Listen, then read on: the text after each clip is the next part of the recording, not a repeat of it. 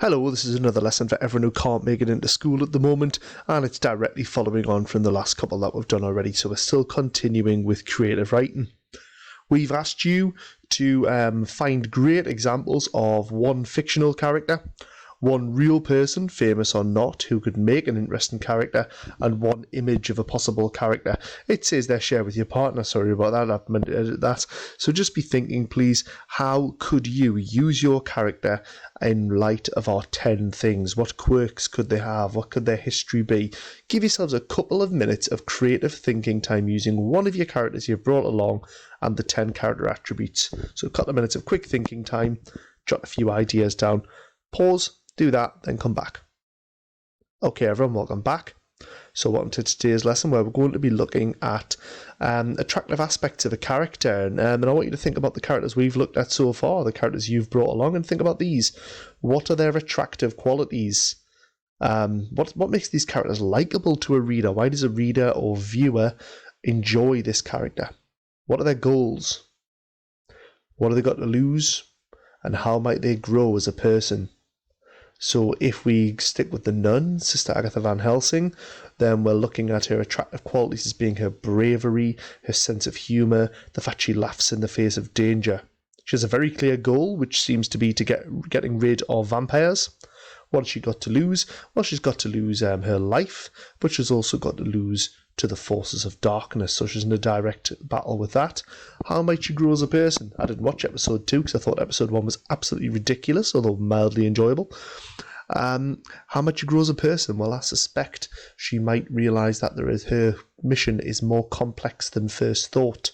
I suspect she might develop a little bit more sympathy for people than she's displayed so far. So that's me thinking about that particular character there.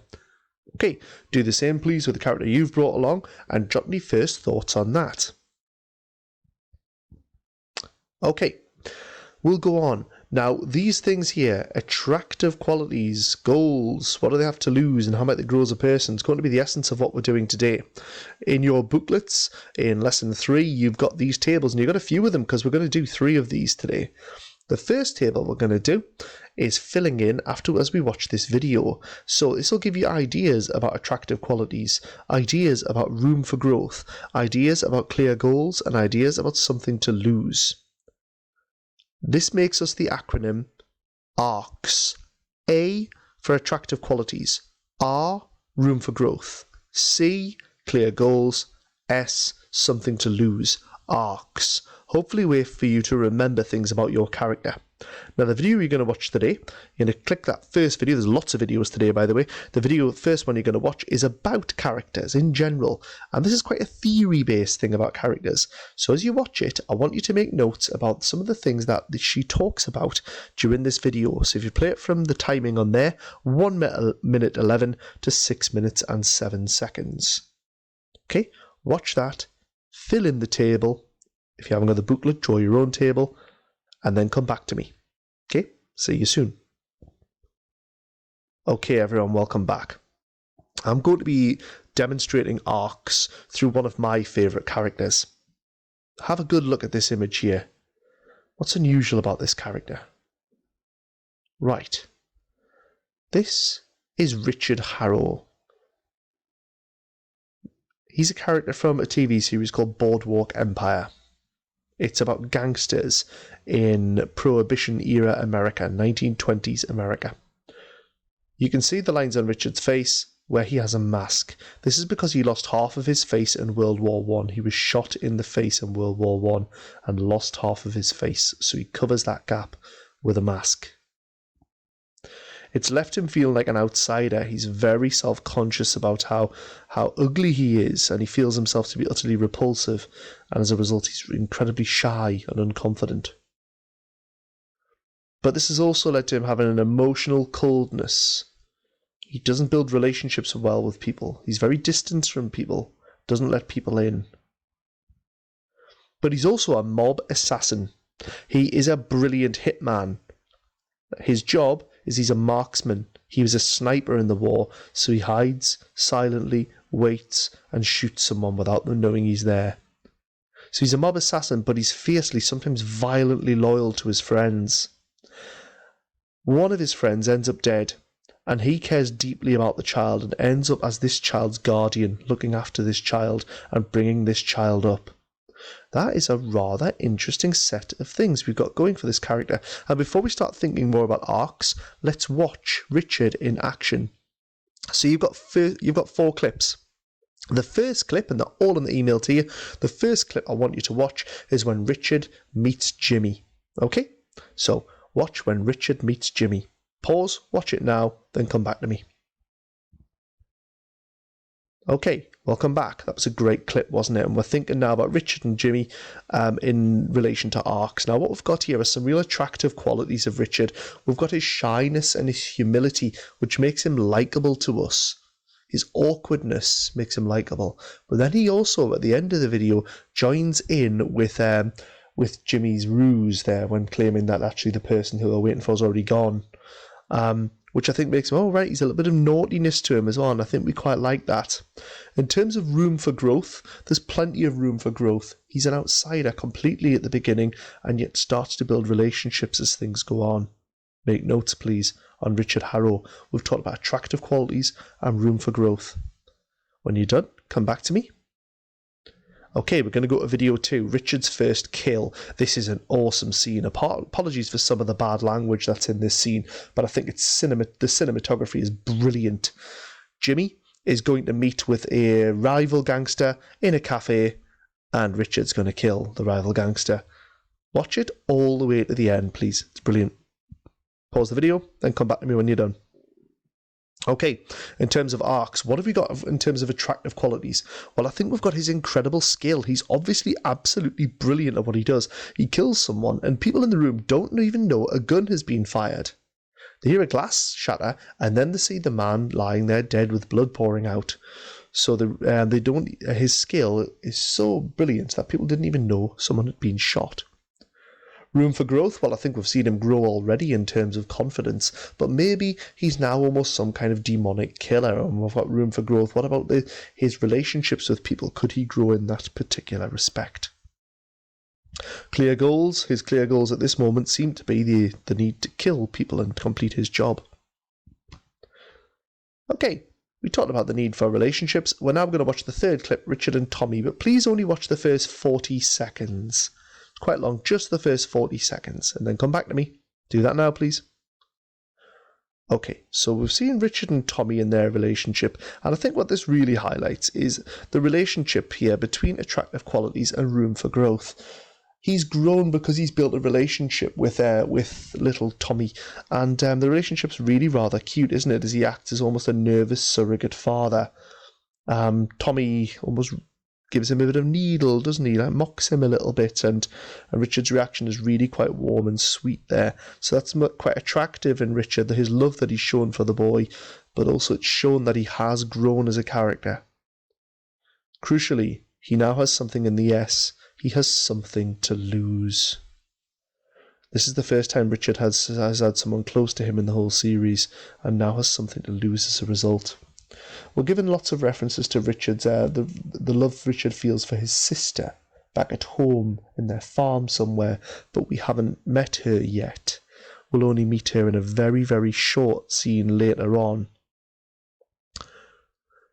Right, as Richard is preparing to go into that house, it's because he's about to build a relationship with a woman as well, a woman who he's going to fall in love with. So again, something to lose. Okay, let's go to our fourth clip, Richard and Nucky.